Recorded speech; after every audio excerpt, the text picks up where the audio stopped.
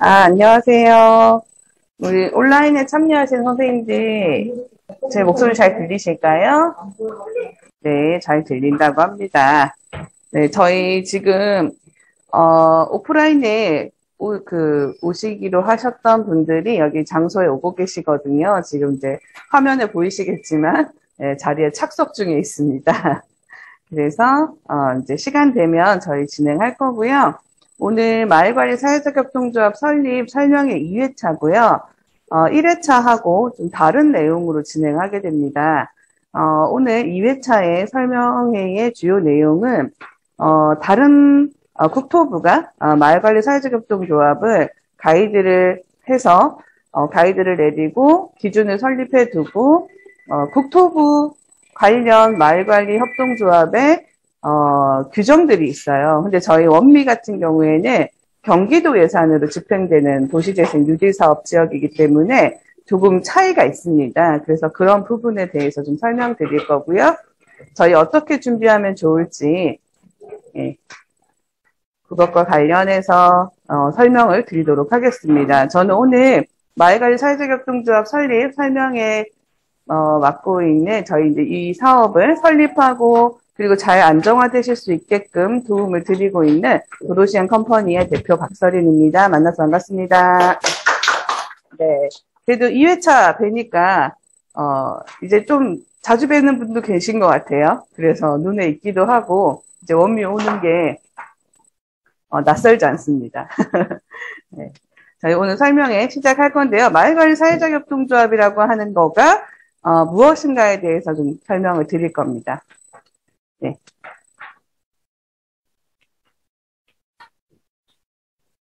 잠깐만요. 자료가 네. 섞였을까요? 잠시만요.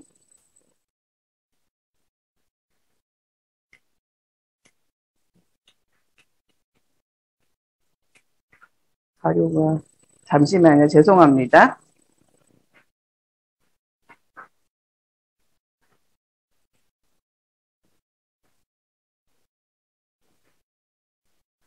자료가 첫 번째 장이 사라져가지고. 네. 네, 네, PPT만 한번 찍어주시면 될 것 같아요. 네, 일단 마을관리 사회적 협동조합은, 국토부가 도시재생 사업 지역마다, 마을관리 협동조합을 설립하게 된 계기들이 있다고 제가 지난번 1회차 때 설명을 드렸었고요. 네, 그래서 마을관리 사회적 협동조합은 왜 국토부가 많이 이게 육성하고 많이 만들어내야 된다라고 이야기하고 있는지에 대해서 지난 1회차 때 좀 설명을 드렸었어요. 왜냐하면 각 도시재생 뉴딜 사업이 궁극적인 목적이 주민분들이 서로 모이게 하고 그 모인 주민분들이 공동체를 통해서 활동을 통해서 마을에 이 낙후되는 마을들의 지속 가능성을 좀 더 담보해보자라는 측면이었고, 그리고 도시재생 뉴딜 사업에서 중요하게 생각하는 것이 주민들의 공유 공간을 만들어내는 일들이었어요. 그래서 그 공유 공간을 통해서 마을에 지속 가능한 경제적인 활동이라든지 혹은 비영리적 활동이다 하더라도 계속적으로 모이게 하는 방식이 좀 필요했던 거거든요. 그래서 그 앵커 시설들을 더 무용지물 되지 않고 주민분들이 주도적으로 운영할 수 있게 만드는 거였어요.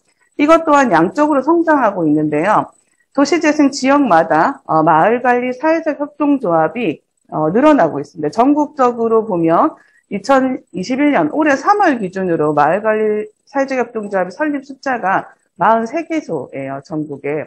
그래서 도시재생 뉴딜 사업이 시작된 거에 연도에 비하면 굉장히 빠르게 증가하고 있고요. 대부분의 뉴딜 사업 지역 안에는 마을관리 사회적 협동조합을 설립하고 있습니다.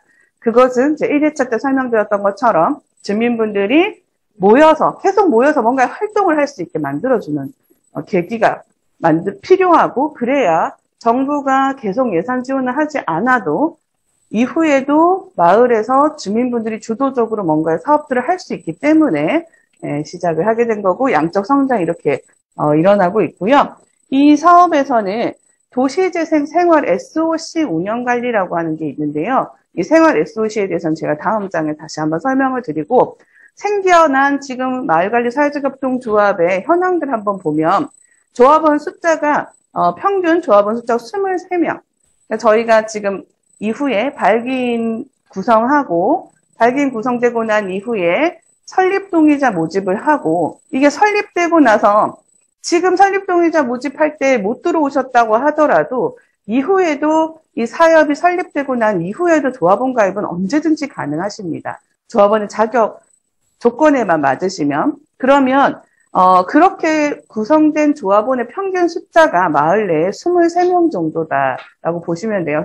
저희가 생각했던 것만큼 되게 많은 숫자는 아니죠. 예, 그게 아무래도 아직까지는 마을관리 협동조합에 대한 이해도가 모든 주민분들한테 좀 퍼져 있진 않은 상황이라고 보시면 되겠고, 원미도 마찬가지실 것 같아요. 마을관리 협동조합에 대한 이해가 다른 마을하고 비슷하게 아마 저희도 예측해 보건대 지금까지 마을 활동 열심히 많이 해오셨던, 몇 년간 해오셨던 분들이 그래도 주도적으로 조합원으로 들어오시지 않을까 싶기는 한데, 저희는 요거보다는 좀 더 많은 분들이 다양하게 참여해 주셨으면 좋겠어요. 그래서 일단 전국의 평균 숫자는 23분 정도고, 대체로 초기에 시작하는 발기인과 설립동의자의 구성에서도 10인 내외가 제일 많습니다. 행정적인 절차에 의해서도 그렇고요. 좀 간소하게 처음에 시작하셔서 설립되고 난 다음에 보여주는 활동들을 보시고 조합원으로 가입하시는 형태가 많습니다. 그리고 출자금 궁금하실 텐데, 출자금은 주민분들이 마을관리 사회적 협동조합을 만들 때 경제적인 참여를 하는 협동조합의 기본 원칙에 따라서 하시는 건데요. 평균 출자금은 계산해 보니까 598만 원이 평균이더래요. 그래서 이거는 최소 24만 원에서 최대 2,050만 원까지가 전국적으로 이게 나타나는데, 그걸 이제 평균을 계산해 보면 598만 원이고, 출자금은 제일 많은 이제 이 범위를 차지하는 거가 100만 원에서 500만 원. 그 사이에 출자금을 하시는 마을이 많더라라고 이제 통계적으로 나와 있고요. 고용 현황 같은 경우에는 보셔서 아시겠지만 사실 한 명 이상 고용하고 있는 마을관리 협동조합이 많지가 않아요. 그래서 상근 또는 비상근, 어찌됐든 비상근이든 상근이든 한 명 이상 고용하고 있는 형태는 마을 협동조합 전체 43개 중에서 총 14개 정도. 그래서 조합원 평균 1.8명 정도를 고용하고 있는 겁니다. 자, 그 이유는 무엇일까요? 아직까지 급여를 줄 수 있을 만큼 이렇게 매출이 나는 데가 많지 않다. 그래서 쉽지가 않죠. 사실 마을 주민분들이 모여서 뭔가의 사업을 통해 가지고 급여를 주는 고용을 한다는 게 쉽지가 않은 형태이라고 보시면 되겠고요. 저희도 아마 많은 시행착오를 경험하시지 않을까 싶습니다. 그리고 이제 고용하는 시기까지 가시려면은 아마 굉장히 오랜 시간 많은 투자와 또 지금까지 하시면서도 힘드셨을 텐데, 지치신 지점들도 계실 텐데, 아직도 이제 지금부터 또 시작이 되는 거예요. 그래서 다른 마을들도 다 거의 비슷한 수준으로 그런 시행착오들을 겪고 있다고 보시면 되겠고요. 매출액은 현재 매출이 발생되고 있는 마을관리 협동조합 같은 경우에는 8개. 그러니까 43개 중에 매출이 발생되고 있는 데가 8개밖에 안 되는 거예요. 아직 많이 미흡하죠. 저희도 이제 시작을 하게 되면 그래도 원미 같은 경우에는 그래도 좀 좋은 환경인 건 그래도 건물이 이제 준공이 돼서 저희가 시뮬레이션 통해서 내년에는 그래도 뭔가 만들어 보실 수 있지 않을까라는 기대가 좀 있기도 하고요. 근데 어찌됐든 다른 마을들도 아직 매출을 일으키는 곳이 많지 않다라는 거고, 매출액 같은 경우에는 또 일으키고 있는 데들도 좀 많이 하시는 데들이 있어요. 1위가 제주 신삼로루라고 하는 곳인데, 여기가 연평균 4억 3천 정도의 매출을 달성하고 계시는데요. 근데 여기는 조금 독특한 사례라고 보시면 될 것 같아요. 왜냐하면 여기는 처음에 마을에서 공동체 활동으로 도시재생 사업을 준비하는 굉장히 긴 시간 동안 처음부터 마을에 협동조합이 있었어요. 마을의 주민분들끼리 만든 일본의 사례를 좀 공부하셔가지고 애초부터 협동조합 만들어서 이렇게 같이 농작물 같은 걸로 가공 사업도 하시고 여러 사업들을 해오신 경험이 몇 년 있으세요. 그러니까 지금 막 마을관리 협동조합 막 만들어서 사업을 이제 막 기획하고 하신 게 아니라 몇 년 동안의 그 기간이 있었고요. 전주 인디나 봉산마을 같은 경우도 이제 그런 역사들이 좀 있으세요. 그래서 제가 사례에서 봉산마을 사례를 좀 보여드리기도 할 건데요. 그래서 이렇게 매출이 많이 발생되고 있는 데들은 아무래도 기존의 주민분들이 이미 모여서 협동조합으로 경제적인 활동들을 해오신 경험이 있으셔서 이제 매출이 있다고 보시면 되겠고, 그리고 이제 주요 사업 같은 경우에는 대체로 도시재생에서 만들어진 어울림 플랫폼이라든지 공영 주차장이라든지 이런 건물들을 관리하는 역할을 하시면서 매출이 일어나는 정도의 수준이고요. 생활 SOC 같은 경우에는 지자체 자체에서 생활 SOC 사업이라고 해가지고 가까운 10분 거리 이내에 돌봄 사업이 있고, 내 아이를 맡길 수 있는 곳이 10분 이내 거리에 있고, 뭐 그런 얘기, 뉴스나 이런 데서 들어보신 적 있으실 거예요. 그래서 뭐 체육관도 지역마다 막 짓잖아요. 그 이유가 생활 건강에 대한 부분들도 내가 걸어서 도보로 동네에서 어디든 갈 수 있는 체육관이 있어야 한다. 그래서 동네마다 놀이터마다 가시면 이렇게 작은 놀이기구라도, 놀이기구가 아니라 운동기구라도 있잖아요. 그걸 지자체가 막 만드는 이유가 이 생활 SOC 사업이랑 약간 유사한 지점이 있다고 보시면 돼요. 초기에 시범 사업 때 그런 것들이 있었고요. 자, 그런 사업들을 전체적으로 관리하는 역할. 그러니까 공원이 있다. 뭐 작은 도서관이 생겼어요. 이런 걸 관리하는 역할들을 하는 곳들이 약 88% 정도 되고요. 이거 마을 식당이라든지 마을 카페를 하시는 데가 65%. 이게 다 더해보시면 100%가 넘는데 하시잖아요. 이거는 한 마을에서 이거 관리 사업도 하고 카페도 하고 식당도 하고 여러 개를 같이 하는 경우들이 많아서 그렇습니다. 한 마을에서 한 개 사업만 하시지 않고 여러 사업들을 하시다 보니까 이렇게 퍼센테이지가 나오고요. 그래서 대체로 보면 첫 번째, 두 번째를 주목해서 보시면 될 것 같아요. 이 플랫폼 그 건물을 관리하거나 그 건물 자체를 관리하는 데서 나오는 수입을 매출로 보시는 데들이 있고, 식당이나 카페를 직접 운영해서 거기서 매출이 일어나는 경우들이 있고요. 그리고 이제 세 번째가 주택관리나 집수리인데, 주택관리 같은 경우에는 사실 원민은 주택관리를 할 수 있는 곳이 많지는 않아요. 그러니까 우리가 지금 여기 살고 있는 주민분들한테 관리비 내서 저희가 관리해드릴게요 이렇게 하기에는 여건이 허락되지 않기 때문에 대체로 주택관리를 하시는 데들은 유지사업 안에 사회주택 사업이 포함되어 있는 경우들이에요. 사회주택이 생기는 거예요. 행복주택이라든지 그런 게 생겼을 경우 그런 마을에 해당이 되는 거고, 그래서 대체로 유지사업에서 그렇게 사회주택이 포함되는 경우가 많지는 않아요. 이게 몇 개의 지역에 좀 한정되니까 저희는 이제 보면 그러면 집수리 정도가 되겠죠. 저희가 할 수 있는 영역이라고 하면. 그래서 나머지 지역 생산품이나 이런 것들을 판매하는 판매장, 공동체를 육성해서 공동체들을 양성하는 역할, 그리고 공동체 활성화를 하는 것, 그래서 돌봄 서비스를 한다거나 이런 것들이 주요 사업이고요. 자, 여기서 주요 이제 사례 한번 보겠습니다. 여기는 그 제주 신산마루라고 저희가 아까 매출 1위 하는 거기 사례라고 보시면 되겠고요. 여기는 마을 공간을 활성화해서 마을을 더 생기 있는 곳으로 만들자. 그래서 여기는 처음부터 도시재생 뉴딜 사업을 하기 전부터 협동조합이 있었어요. 그래서 그 역사가 좀 있고요. 여기 보시면 이런 제주도다 보니까 공간들이 예쁘죠. 일단 생긴 게 남다릅니다. 여기는 카페 공간이고요. 여기 옆에 또 이제 그 게스트하우스 공간이 또 있어요. 그러니까 도시재생 사업에서도 그 지역의 특성에 맞춰가지고 건물들의 느낌이 좀 다르죠. 그러다 보니까 여기는 이제 3개 정도의 사업을 운영하고 계시는데, 카페 온이라고 해서 여기가 이제 카페이고요. 카페 운영하시고, 코리빙 스페이스라고 해서 소랑이 식다라고 하는 게스트하우스가 있어요. 그래서 그 게스트하우스 운영하시는 거 하고, 돌봄센터.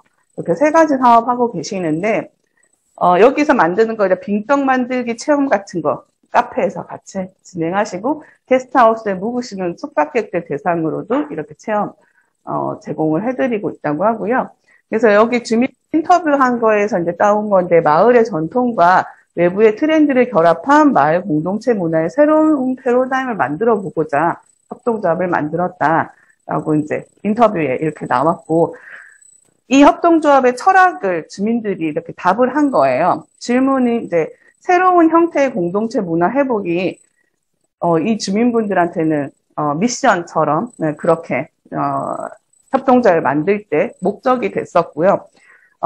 이제 마을은 여러 가지 이유로 쇠퇴하고 있고, 그래서 그러한 형태에서 서로 품앗이 같은 형태처럼 예전처럼 서로 모여서 서로 돕고 하는 마을로 다시 재생해보고자 한다라고 해서 공동체 문화를 새롭게 형성하기 위해서 카페, 코리빙 스페이스들을 운영하고 있다. 이제 우리 선생님들도 나중에 여기 원미에 누군가가 인터뷰하러 오셔가지고 다른 마을에서 여기는 어떻게 운영하세요? 어떤 목적으로 운영하세요? 라고 물으면 이런 답을 하실 수 있어야겠죠. 그래야 여기처럼, 물론 제주도니까 그래도 게스트하우스나 이런 카페들 잘 되지 않아요? 라고 하실 수 있어요. 네, 물론 이 지역의 특성일 수도 있습니다. 하지만 우리도 좀 사업 기획을 좀 잘해서 좋은 사례가 좀 될 수 있으면 좋지 않을까 싶습니다. 그리고 두 번째가 이제 아까 부산에 있었던 협동조합인데요. 여기는 이 봉산마을인데 여기 블로그 자료에서 제가 자료를 발췌를 해왔고, 이 블로그 들어가셔서 궁금하시면 들어가서 보셔가지고 좀 더 해보셔도 좋아요. 여기는 여기 가보셨어요? 봉산마을? 우리 다른 주민분들도 가보셨어요? 그러셨군요. 네, 여기가 2013년도 11월에 행정 주도로 해가지고 두레페라고 하는 것을 조직을 하게 됐고, 그게 협동조합을 만드는 근간이 되었고요. 여기가 잘 아시지만 대부분의 마을들이 예전에는 번성했었으나 어떠한 경제적인 이유, 여러 가지 사회적인 이유로 낙후되기 시작하죠. 여기도 마찬가지로 그런 이슈가 있는 마을이었고요. 그래서 여기를 마을 청소하고 이런 작은 일들로 시작을 해서 봉산마을 재건은 이제 버려진 공터라든지 화분, 옥상 등에다가 블루베리를 심기 시작했어요. 그래서 여기는 블루베리 따는 체험 농장을 같이 운영하고 계세요. 그러니까 도시인데 농장이 이렇게 블루베리 농장 엄청 크고 이런 건 아니지만 빈 공터라든지 옥상 텃밭이라든지 이런 것들을 활용해서 블루베리를 심어서 블루베리 봉산마을로 틀을 좀 잡아가기 시작하셨고, 이후에 이제 2018년도에 마을 살리기형 도시재생 유지 사업을 유치를 하셔가지고 이후에 마을관리 사회적 협동조합으로 전환을 하시게 된 거예요. 기존의 마을에서 협동조합 활동을 이 블루베리 심어서 했었어요. 그런 체험 활동도 하고 여러 가지 이제 수익 사업들을 하시다가, 그래서 여기는 역사가 좀 있다. 그래서 두 개의 사례를 가만히 보시면 처음부터 도시재생 유지 사업이 들어와서 구성을 해갖고 첫 해부터 매출이 났다기보다는 이전부터 협동조합을 준비했던 마을들이 이 도시재생 유지를 만나면서 시너지가 났다고 보시면 될 것 같아요. 그래서 여기도 이제 정부 사업으로 230억 정도 유치를 한 이후에 이제 자리를 안정화되게 잡아가시기 시작하셨고, 여기도 마찬가지로 카페, 그리고 여기 전빵이라고, 옛날에 부산에서는 슈퍼를 전빵이라고 불렀는데 이제 그렇게 이름을 붙여가지고 상품 같은 걸 판매하고 계시고요. 이제 이렇게 인터뷰하면 이런 문구가 나오는 거예요. 블루베리 철 말고도 1년 내내 체험할 공간을 찾고자 해가지고 시작을 했고, 유지 사업을 하면서 주민 중에 뒷산 주인이 있었는데 이 뒷산 주인분이 땅을 무료로 준 거예요. 그래서 우리는 이렇게 시작했다. 서로가 누군가가 욕심내지 않고 희생하고 같이 동참하기로 하면서 우리는 잘 됐다. 그런 인터뷰의 기사고요. 그래서 우리 마을관리 사회적 협동조합은 거점시설 운영관리 프로세스라고 하는 게 있습니다. 처음에 거점시설이라고 하는 게 뭘까요? 저희 이 건물이랑 지금 이제 새로 준공된 저 건물, 두 개의 건물을 거점시설로 볼 수 있고요. 이 거점시설에 대한 조성 계획을 처음에 세웠죠. 지자체하고 아마 주민분들 모이셔가지고 저 공간에 뭐 할지, 뭐 넣을지 이런 거 논의 한번 하셨을 거예요. 그런 회의를 했던 거가 이제 계획 수립하는 단계이고, 그 공간에다가 뭐 어떤 걸 넣자, 어떤 걸 하자 이런 얘기를 했었던 과정이 있으셨을 거고, 그 이후에 거버넌스 체계로 해서 마을 조합 운영진들이 만들어지고, 이 운영진들이 이 설계하고 시공하는데 조금씩 참여하시면서 이거 좀 문제 있어요 이런 얘기도 하시고, 이제 그게 아마 여기에서는 주민협의체가 주민상인협의체가 그 역할을 하시지 않았을까 싶습니다. 그래서 그렇게 계획을 수립하는 단계들에 주민들과 관이 같이 거버넌스 체계를 통해서 이걸 하셨었고, 이제 이건 이제 수행이 완료가 된 거죠. 그리고 이제 지금 해야 되는 거가 설립인가 신청 후에 저희가 추진해야 되는 과정인 거예요. 저희가 이제 다음 달 정도에 창립 총회를 목표하고 있는데, 물론 주민분들이 조금 더 천천히 가자 하면 바꿀 수도 있죠. 네. 발기인 설립 동의자 모집하시고, 저희의 지금의 계획은 그렇습니다. 11월 정도까지는 마을관리 사회적 협동조합을 설립하는 인가 서류를 제출하는 것을 목적에 두고 쭉 가는 거고요. 설립 신청을 하고 난 이후에 저희가 가만히 있을 수는 없잖아요. 자, 이때 우리가 해야 되는 것들이 운영관리 주체를 선정하는 일인데, 이 앵커 시설을 운영하는 관리 체계가 어쨌든 마을관리 사회적 협동조합이 될 거예요. 여기에서 뭘 하든, 수익 사업을 뭔가를 하든, 어쨌든 그 공동체 사업을 하든 뭔가를 하게 될 텐데, 이때 어쨌든 이 공간에 대한 운영 관리 체계가 필요하고, 그거에 마을 조합이, 이 마을 조합과 운영위원회, 그러니까 마을 관리 사회적 협동조합만, 여기 있는 조합원분들만 그 건물을 운영하는 거에 참여하는 게 아니라요, 마을 조합과 운영위원회를 별도로 구성을 하는 거예요. 물론 이 운영위원회에는 마을 조합에 속해 있는 분이 여기 들어갈 수도 있겠죠. 근데 이 운영위원회는 어찌됐든 이 공간에 대한, 거점에 대한 운영 관리를, 예를 들면 여기 조합에 참여하실 수 있는 분들은 조합원의 자격 요건이 정해져 있을 거예요. 정하게 될 거예요. 근데 아무래도 마을에 거주하고 살고 있는 사람들이겠죠. 거주하고 있는 사람일 거고 생활하고 있는 사람일 거예요. 그런데 이 공간이라고 하는 것은 전문가가 좀 결합해주면 좋겠죠. 그래서 운영위원회 구성하실 때 전문가도 좀 부르고, 그래서 이 운영위원회는 이후에도 초반에 저희가 어떤 사업기획을 할 때도 같이 좀 사업기획에도 좀 자문도 해주고 이런 사람 필요하니까 저희가 이제 운영위원회 구성을 하는 거고요. 이 운영위원회에는 조합도 결합되고 이용자도 결합되고 운영위원회 전문가도 결합되는 방식으로, 그래서 여기가 전체적으로 이 운영 관리에 대한 체계들을 같이 가져가는 방식으로 구성하시는 게 좋고요. 그래서 운영 관리 주체들을 좀 전문가를 끌어들이는 게 중요하고, 프로세스는 이제 그런 운영 주체와 운영 계획이 수립이 됐으니까 운영 관리 실행을 하기 시작합니다. 자, 그리고 대화와 토론을 통해서, 그래서 저희가 이 조합이 인가 신청이 되고 그 이후에 계속적으로 저희가 진행할 계획을 갖고 있는 거가, 이 공간별로 뜯어볼 거예요. 1층 공간 뭘로 하면 좋겠냐, 2층 공간 뭘로 하면 좋겠냐, 이걸 계속 뜯어보고 계속 해볼 건데, 그거에 대한 부분을 계속적으로 했다가 매뉴얼화 했다가 다시 또 아니다 하면 다시 또 바꿔야 되고, 이걸 계속 반복되겠죠. 그래서 최종적으로 확정이 되게 될 겁니다. 그래서 점검하는 항목들에 대해서 좀 리스트업도 하고 그렇게 이제 공간을 이제 만들어 가게 될 거고요. 자, 이거는 이슈인데요. 예를 들면 우리가 이건 예를 들어 드리는 거예요. 이렇게 하라는 거라기보다는, 이걸 해야 된다기보다는, 일단 마을 카페를 한다. 그럼 마을 카페를 할 때 그냥 마을 카페를 합시다 해서 되는 문제가 아니죠. 시장 분석도 해야 됩니다. 여기에 카페를 카페가 필요한 이유가 무엇일까? 우리가 마을 카페가 여기 있어야 될까? 부터 고민하셔야 될 거예요. 그리고 시장 분석을 통해서 여기에서 카페를 오픈했을 때 많은 사람들이 얼마만큼 여기 하루에 몇 명씩 어느 정도 수준으로 여기 카페가 올 수 있는 정도의 수준이냐. 그래서 동네 거기에 입지 상권 분석도 하셔야 되고, 시장을 이용하시는 분들이 여기 카페에 와서 커피 마시고 갈 수 있는 동선인지까지도 다 분석을 해보셔야 되는 거죠. 그리고 그렇게 하고 타깃 고객을 설정해야 되는 거예요. 우리가 애기 엄마들을 대상으로 할 건지. 자, 건물에 제가 가보니까 1층이고 그 옆에 놀이터가 있더라고요. 놀이터 새로 이제 지었더라고요. 그럼 이제 놀이터에 아이들이 와서 논다. 근데 가만히 생각해보면 요즘 아이들이 놀이터에 와서 잘 안 놀아요. 그러면 애기 엄마는 아닌가? 그래서 고객 타깃을 설정을 해보셔야 되는 거예요. 우리가 누구를 대상으로 고객 타겟팅을 할 거냐.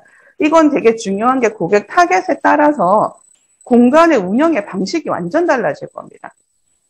예를 들면 20대를 겨냥해서 한다. 그러면 좀 뭔가 힙해야 될 거예요.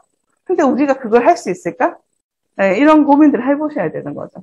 그러면 여기 시장을 이용하는 대부분의 연령층들은 뭐 50대에서 60대다. 그러면 그분들의 정서에 맞는 음료의 메뉴도 있어야 될 거고요. 그래서 고객 타겟 설정 중요하고 지역 공동체.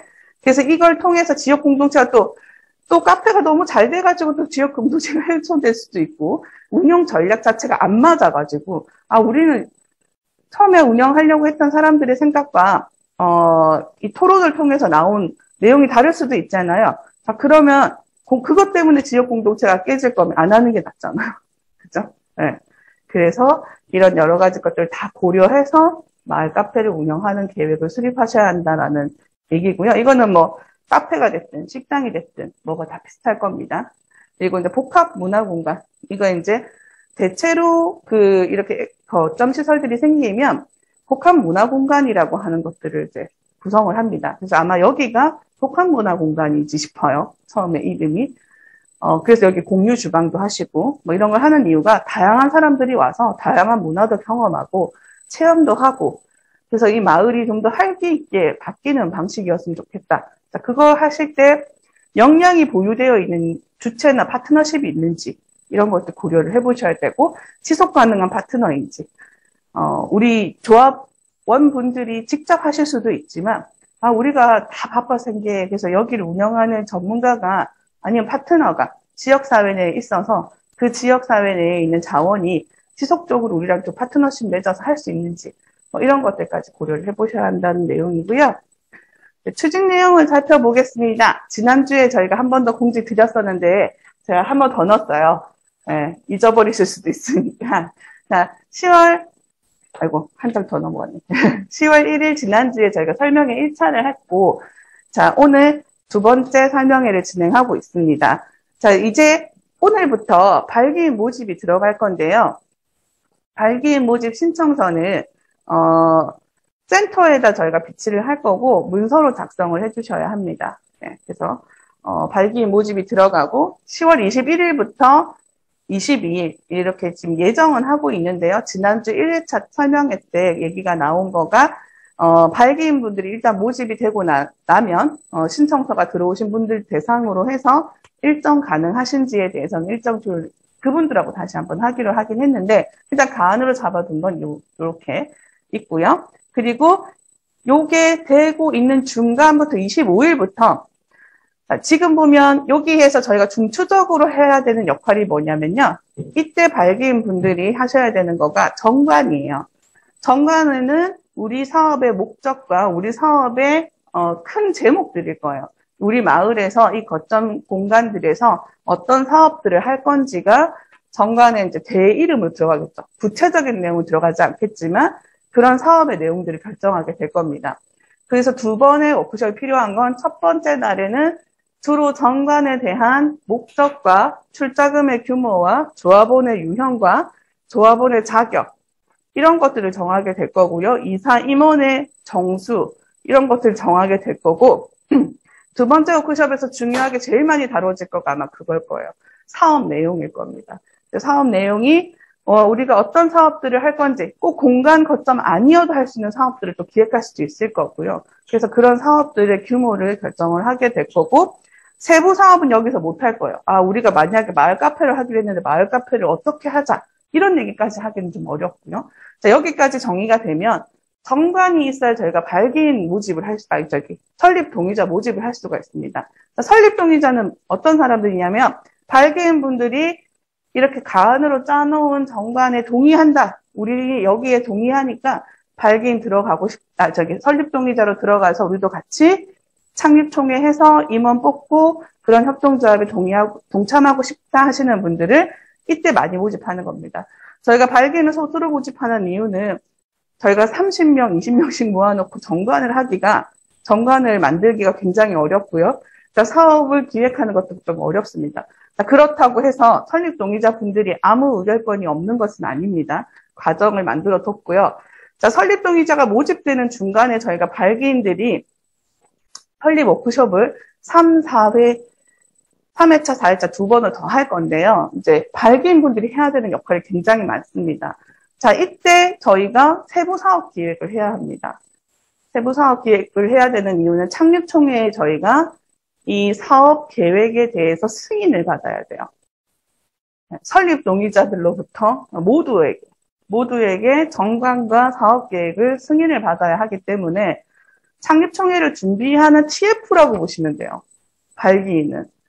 설립 동의자 분들까지 다 하고 싶으나 사실 그렇게 됐을 때는 저희가 아마 이렇게 4회차로 결정 낼 수 없을 겁니다. 굉장히 오랜 시간이 걸릴 거고요.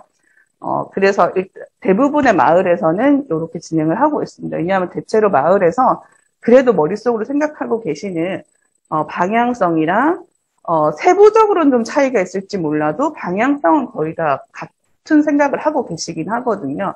그래서 4번의 워크숍을 통해서 진행을 하는데 그러면 저희가 설립동의자가 11월 8일까지 모집이잖아요. 그러면 저희가 이 2번의 워크숍을 하고 11월 11일 날 그때까지 설립동의서까지 쓰신 분들까지 다 모읍니다. 이때는 30명이 됐든 50명이 됐든 저희가 그만한 인원이 들어갈 수 있는 장소를 찾을 거고요. 이제 저 공간이 이제 완공이 될 거라 위에 감당동동이 되지 않을까 싶기는 한데 그래서 그 공간에서 저희가 세부 사업 계획까지 짠 걸 가지고 공유회를 할 거예요. 이때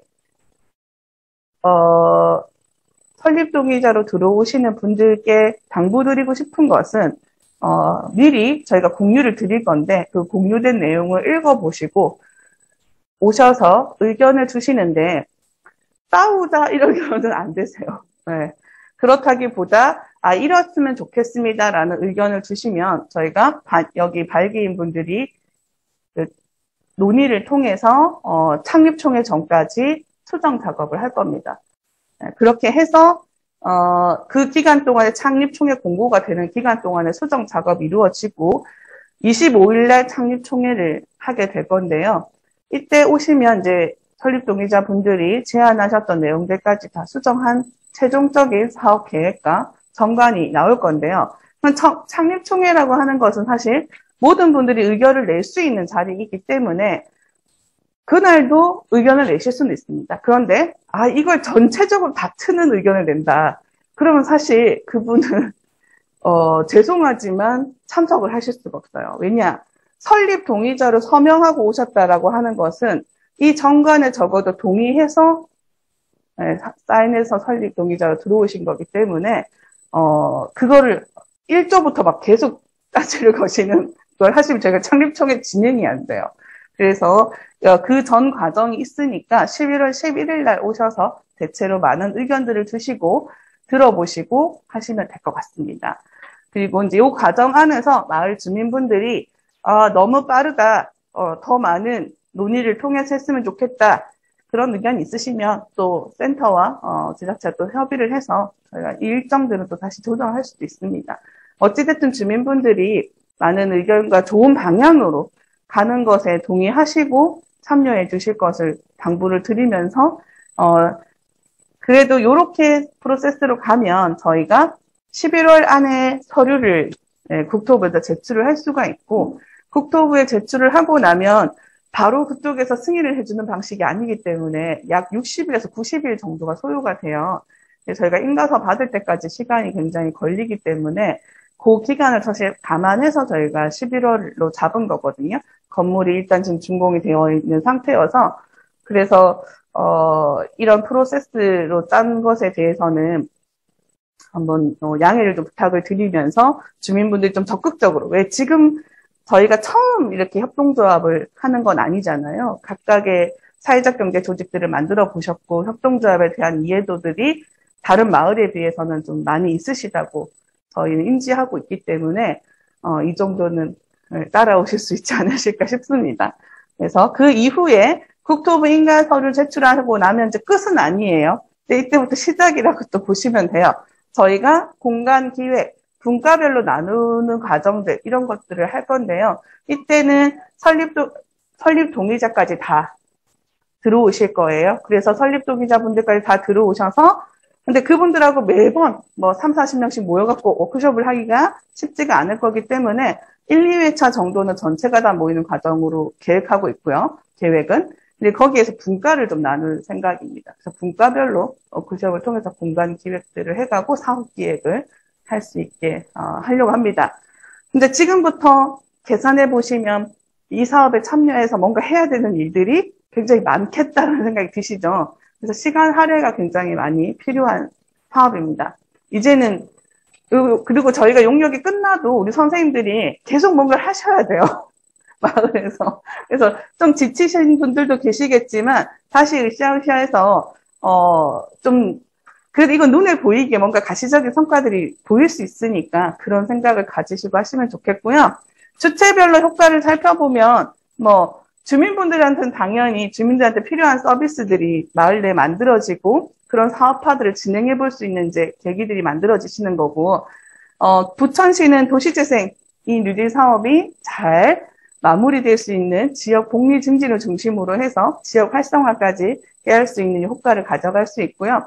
경기도는 돈을 낸 조직이잖아요. 경기도에서는 경기도와 부천시는 이런 목적을 통해서 경기도는 특히나 지속 가능한 지역 창생의 사례를 만들어 볼 수 있을 것 같아요. 지역 창생이라고 하는 거는 도시 재생이라고 하는 말이랑은 좀 다른데요. 일본에서는 도시재생법이라고 하지 않고 지역창생법이라고 하는 것을 쓰는데 재생이라고 하는 것보다 조금 더 한 단계 위에 있다고 보시면 될 것 같아요. 그러니까 재생은 기존의 것들을 좀 만들어내는, 그러니까 기존의 것들을 살려서 재생시키는 방식이잖아요. 살을 다시 돋게 하는 방식인데 창생은 기존의 것을 무조건 답습하는 방식이라기보단 새로운 것을 만드는 것에, 새로운 것을 만들어서 도모하는 것에 좀 더 많은 중점이 있습니다. 이게 방점이 찍혀 있다 보시면 될 것 같아요. 그래서 지금부터 사실 선생님들이 해야 되는 거가 창생인 거예요. 재생은 지금까지 했어요, 우리가. 이렇게 상처난 거에 새살이 돋게 하는 과정들을 지금까지 하셨어요. 그랬고, 다시 이렇게 친해지는 계기들도 만들고, 저분이랑은 몇 년 전에 단 한 번도 대화를 해보지 않았다가, 지금은 그래도 몇 마디라도 하는 이렇게 공동체도 만들어졌고, 이런 게 재생이라고 하는 살이 돋는 과정이 생겼고요. 이제 새로운 것을 만들어내는 겁니다. 이 거점 시설을 통해서. 그게 일본에서는 이제 이 지역 창생이 일본도 그 인구 소멸 지역에 대한 위기의식들이 10년 전부터 있었어서 낙후되는 지역들의 이런 지역 창생 사업들을 많이 하고 있습니다. 그래서 그런 부분에서 경기도가 기대를 하고 있을 거고요. 저희 이제 추진 내용 한번 살펴보면 마을관리 사회적 협동조합의 추진 절차인데요. 처음에 도시재생 사업이 선정이 됐죠. 그래서 이거 어떻게 도시재생하고 이후에 거점시설 어떻게 주민들한테 다시 줄 거고 이런 계획들을 수립을 했을 거예요. 그래서 그거를 경기도에다 올려서 부천시가 유치를 해온 거예요. 따온 거예요. 그리고 이제 그 이후에 도시재생 사업을 계속 해오다가 이제 마을관리 협동조합 설립 지원 요청을 이 부천시가 저희 이제 전문 기관을 통해서 요청을 하신 거고 저희가 도움을 드리러 온 거죠. 그리고 마을관리 협동조합 설립 지원을 통해서 이제 교육을 지금 저희가 설립 설명회지만 이게 설립 설명회 플러스 교육인 거예요. 초기 기초 교육 그리고 실전 준비들을 전문 업체를 통해서 하고 있는 거고요. 자, 이때 처음 이제 요 네모칸 안으로 다시 들어오겠습니다. 자, 발기인 모집을 하고 있죠. 저희가 설명회를 통해서 발기인 모집을 하고 정관을 작성을 합니다. 자, 이거는 협동조합 만드는 절차가 기재부에 기재되어 있는 방식대로 저희가 하는 겁니다. 그래서 정관 작성하고 설립 동의자를 모집합니다. 그래서 설립 동의자 모집이 되면 여기 설립 동의자는 이 정관에 동의하는 사람들이겠죠. 그래서 모여서 창립총회를 엽니다. 창립총회는 반드시 공고를 해야 하는데요. 창립총회를 하는 날짜 7일 이전에 반드시 공고를 해야 하고요. 그리고 창립총회를 개최를 합니다. 그리고 설립인가 신청서를 보내죠. 저희는 국토교통부에다가 제출을 하게 됩니다. 그러면 이제 설립인가증이 60일에서 90일 사이에 오는데요. 자, 설립 신청 후에 60일 이내에 소관부처에서 온다고 되어 있어요. 그런데 왜 제가 90일까지 말씀드리냐 하면 중간에 만약에라도 보완 기간이 있다면 그 기간이 다시 60일로 계산이 되기 때문에 그 정도 잡으셔야 되고요. 자, 여기까지가 되면 설립인간증이 딱 나왔어요. 나오면 설립 사무에 인계를 한다라고 하는 말이 무슨 말이냐면요. 자, 여기까지는 발기인 대표가 역할을 합니다. 발기인 대표. 저희가 정관 작성하고 5인 이상 모였던 발기인들 있잖아요. 이 발기인 분들이 여태까지는 역할을 해요. 그리고 발기인 대표와 발기인들이 여기 역할을 하는데 이사장이 꼭 발기인이 아닐 수도 있죠. 그래서 이 총회 때 선임이 된 이사장이 이때 사무를 인계받습니다. 인가증이 나오면. 그러면 이 이사장님을 중심으로 해서 등기하고 사업을 추진하는 단계로 가는 건데요.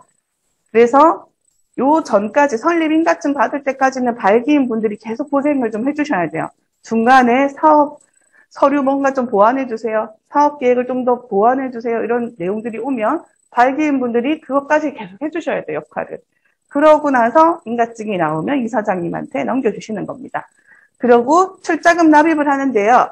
이 출자금의 납입은 이사장님이 넘겨받으셨죠. 그냥 개인 이사장님이 지금 현재 여기 있는 법인이 설립되어 있진 않아요. 법인 설립을 해도 좋다라고 국토부가 인가증만 준 거예요. 그러면 이사장님이 자기 개인 이름으로 된 통장에 잔액이 없는, 잔액이 0원인 통장에 출자금 납입을 받습니다. 기존에 출자금 얼마 하겠다라고 제출하셨던 분들 모두 다 모아서 잔고가 처음에 신청했던 신청서에 적혀 있는 출자금 총액과 같아야 합니다. 그러면 그 출자금을, 그러니까 지금 출자금 납입 언제 하나 궁금하신 분들 계실 텐데 이때 하는 겁니다. 인가서 다 나오면. 그러면 이거를 받아서 설립 등기소를 갑니다. 직접 가시면 돈이 좀 덜 들긴 하는데 힘들어요. 그래서 법무사를 통해서 하실 것을 추천드립니다.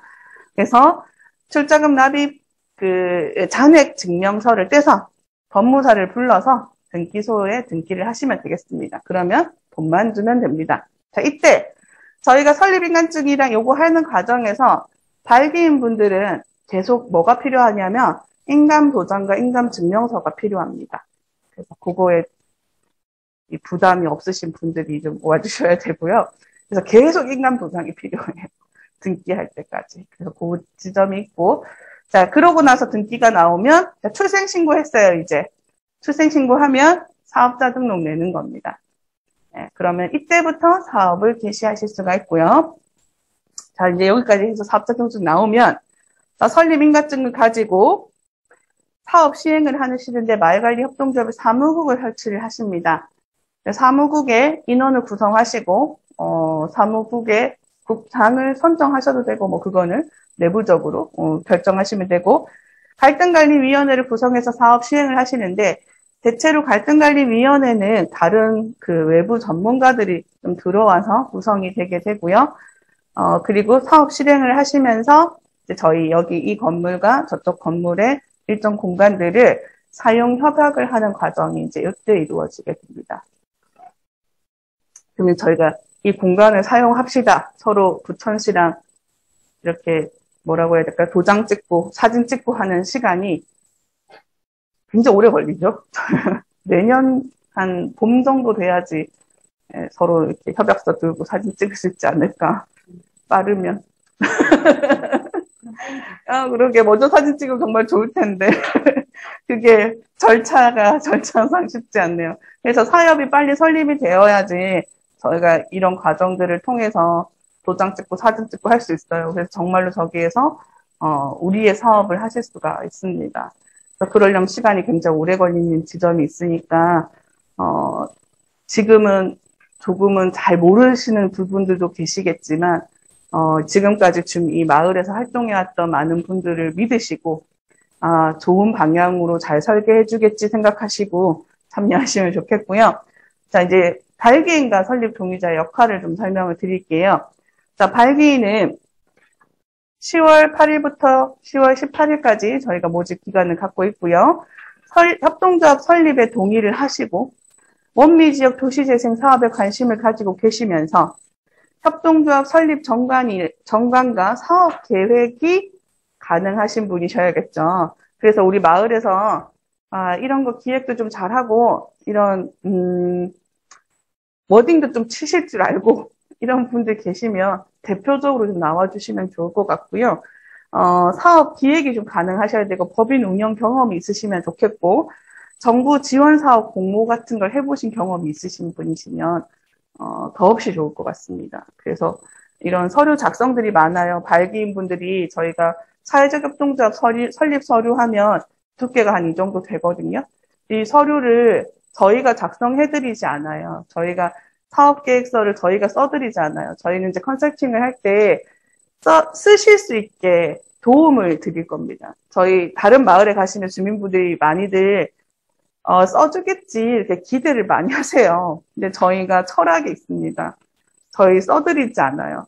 물론 이렇게는 해드려요. 저희 컴퓨터를 잘 못하시는 분들이 계시더라고요. 마을에 가면 저희가 강원도 철원도 가는데 연세가 많으시니까 컴퓨터는 느리시니까 저희가 그래서 다 수기로 쓰시게 해요. 저희가 정말로 60대 선생님이 이거 써야 돼 계속 그러세요. 쓰셔야 돼요. 저희 안 써드려요. 쓰셔야 돼요. 그러면 나 못 써 이러시다가 나중에는 안 되니까 알았어. 뭐 어떻게 써야 되는데 이러시면서 쓰세요. 그래서 저희가 쓰실 수 있게 도와드릴 거예요. 그런데 쓰는 게 어렵지 않으세요. 다만 너무 어렵게 생각하실 건 없어요. 왜? 저희가 생각하고 있었던 것들 말로 하시잖아요. 말로 하시는 것들이 사업계획서에 담길 수 있게 저희가 잘 유도해서 질문은 그렇게 드릴 건데 근데 이제 이렇게 해보신 경험이 없으시면 사실 좀 계속 어려우실 수 있어요. 그러면 저희가 발기인들이 역할을 잘 해주셔야 좋은 정관이 나오고 좋은 사업계획서가 나올 수 있습니다. 그래서 그렇게 하실 수 있는 분들이 좀 오시면 좋겠고요. 주변에 그런 분들 계시면 추천도 좀 해주시고 대표성 있게 좀 나설 수 있는 분들도 좀 해주시면 좋겠고 아까 말씀드렸던 것처럼 인감도장. 그래서 마을의 주민분들이 또 그런 거 있으세요. 인감도장에 대해서 되게 우리나라는 어쨌든 인감도장 중요하잖아요. 재산이 없다 하더라도 무슨 일이 있을지 모르기 때문에 그래서 실제로 저희도 있었어요. 철원에서 발기인 분이 거의 다 하셨는데 마지막에 인감도장을 못 주겠다 하셔가지고 이렇게 되면 저희가 문제가 생깁니다. 마지막에 그렇게 말씀하시면은 설립 서류를 다 수정해야 돼요. 그분을 빼고 해야 되는 굉장히 복잡한 상황이 생깁니다. 그래서 요거 꼭 기억하셔서 집에 계신 가족분들하고도 꼭 상의하셔야 돼요. 그분이 본인은 괜찮으셨는데 남편분께서 절대 안 된다고 어디다 갖다가 그걸 찍느냐고서 그래서 안 되셨어요. 그래서 가족분들하고도 상의하시고 꼭 알고 비밀리 이렇게 하지 마시고 그래서 그리고 이제 기획 워크숍에 저희가 긴 시간이 아니기 때문에 4번 정도의 기획 워크숍을 하는데 적어도 그때는 좀 다 참석이 가능하신 분이셨으면 좋겠고요. 그리고 설립동의자는 10월 25일부터 11월 8일까지 모집을 하는데요. 조합원 자격을 갖추신 분이셔야 돼요. 자, 이때 조합원의 자격을 갖춘 자는 언제 알 수 있나요? 발기인 분들이 정관을 정했을 때 자격 요건이 나옵니다. 그래서 요거 동의하시는 분들 그리고 발기인에게 설립동의서를 제출하시는데 여기에 동의를 하셔야 돼요. 정관에 동의하시는 분만 하실 수 있습니다.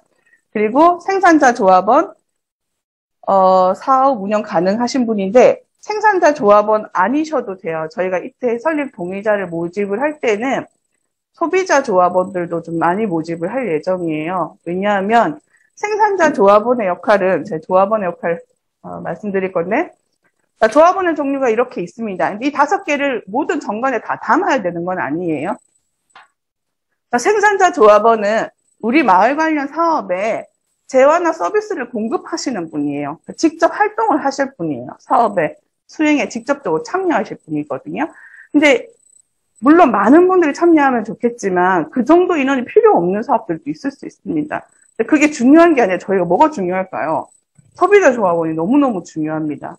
우리 사업에 참여하는 사람이 아무도 없어요. 이걸 재화나 서비스를 이용할 사람이 없어요. 그러면 안 되잖아요.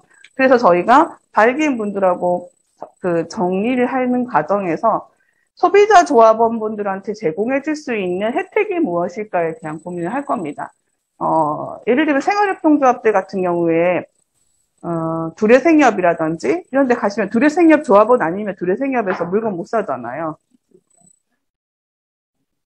그건 아이쿠만 가능합니다. 두레생협죠? 최근에 바뀌었나요? 그전엔 안 그랬는데.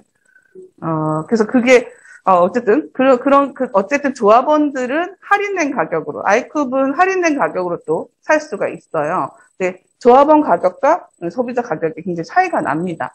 그런 부분에서 조합원분들에게 어떤 서비스 제공을 해줄 거냐. 그래야 조합원 많이 모집하실 수 있잖아요. 그래서 소비자 조합원도 저희가 줄 수 있는 혜택들을 사업 기획을 할 때 같이 정리를 할 거고요. 근데 직원조합원은 사실 조합에 고용된 자이기 때문에 사실 지금은 네, 저희가 받지를 못하는 상황이고 정관에 넣어도 좋고 빼셔도 상관은 없는 조합원의 형태고요. 자원봉사자 후원자인데 지역에 우리 사업에 자원봉사하고 싶으시다, 후원하고 싶으시다 하시는 분들까지 저희가 열어두고 설립동의자는 모집을 할 예정입니다. 네, 이 마을관리협동조합이라고 하는 거가 일반 협동조합들도 힘들다 하는 건데 마을에서 협동조합을 한다는 게 지금 현 시대에선 사실 정말 더 어려운 일이거든요. 갈등들이 일어나는 이유들 한번 볼게요. 저희가 갈등 관리하는 갈등을 관리를 해야 됩니다. 마을관리 협동조합에서는 특히나 협동조합들은 다 갈등이라고 하는 건 무조건 생깁니다. 안 생기는 조직이 더 이상한 거거든요. 예. 근데 생기는데 이때 갈등이 생긴 게 갈등이 생겼다, 해결됐다, 끝. 혹은 해결 안 됐다, 끝. 이것으로 끝나면 안 됩니다. 갈등이라고 하는 건 관리를 계속적으로 해줘야 돼요. 그래서 그 갈등이 다시 생기지 않게 계속적으로 관리하는 체계가 필요합니다. 그래서 이제 마을관리 협동조합에서는 갈등관리위원회를 구성을 하는데요. 원인이 뭘까요? 그래서 대체로 이제 사례들을 좀 취합해 보니까 이런 이유들이더라고요. 이해관계. 관련된 소비자, 생산자, 직원, 후원자, 자원봉사자 이런 조합원들의 각각의 자격 요건들이 있으세요? 나 이런 거 하고 싶다. 나 이렇게 참여하겠다라고 들어오셨어요. 이 사람들끼리 이해관계자 충돌을 하는 거예요. 왜? 소비자 조합원분들을 원하시는 게 있겠죠. 소비자로서. 근데 생산자 조합원들은 또 생산자 조합원으로서 이렇게밖에 할 수 없는 이유가 있을 거예요. 이것들이 충돌하는 과정들이 생기게 될 거고요. 가치 갈등. 처음에 협동조합 하면 사실 이것 때문에도 많이 싸우죠. 아니, 우리 이렇게 하려고 협동조합 한 거예요? 이게 무슨 협동조합이에요? 이래요. 네, 서로 가지고 있는 가치가, 생각이 다른 거예요. 그래서 이거를 처음부터 맞추고 가야 되는 지점들도 물론 있고요. 이후에 들어오는 조합원들도 있기 때문에 상시적인 교육 같은 것들이 필요합니다. 그리고 이제 비전의 차이. 우리가 이걸 통해서 뭘 실현하고 싶은지에 대한 비전이 서로 다를 수가 있습니다. 그래서 협동조합이 이래서 힘들죠. 그리고 의사소통의 단절. 협동조합 조합원이 늘어나면 늘어날수록 의사소통의 단절은 일어나기가 더 쉽죠. 한 10명이서 하면 사실 뭐 그럴 일이 많지는 않은데 소규모인 경우는 그래도 소통의 단절은 그렇게 많지 않지만 물론 그런 조직들도 있기도 하지요. 그래서 임원분들의 역할이 굉장히 중요합니다. 임원분들이 개별 일반 조합원들에게 얼마만큼 정보의 제공을 하는지 그리고 서로 공유하고 이야기를 많이 하는지 이런 것들이 중요합니다. 그리고 이제 마을관리 협동조합하고 마을관리 사회적 협동조합이 생기고 나면 이 협동조합 조합원인 사람과 조합원이 아닌 사람으로 이제 마을 안에 이제 나뉘는데요. 이때에도 이 의사소통의 단절이 생기면 오해가 생길 수 있습니다. 예를 들면 어떤 마을에서는 저기서 다 해먹는다더라. 혹은 저기 있는 사람들은 무슨 월급을 받는다더라. 이런 오해들을 많이 하세요. 월급을 주는 사람은 아무도 없죠. 우리 선생님들 여태까지 주민활동 하시면서 누가 월급 주시던가요? 아무도 안 주셨잖아요. 그죠? 네, 이거는 주민분들이 필요에 의해서 하는 겁니다. 그래서 의사소통의 단절에서 그런 지점들도 마을관리 사회적 협동조합에서는 타 마을 주민들한테도 정보를 제공을 하는 지점들 필요하고요. 이거 어디 가버리냐. 갑자기 멀리 갔을까요?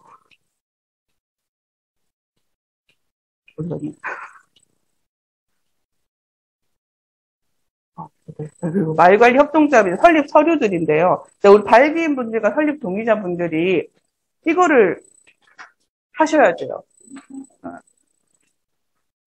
어? 아, 죄송해요. 이게 슬라이드가 왜 마지막으로 갔는지 모르겠어요. 어쨌든 슬라이드가 좀 넘어갔는데 앞장에 넘기시면 있습니다. 자, 설립 서류가 11종인데요. 이 서류를 발기인 분들이 중추적으로 역할을 해주셔야 돼요.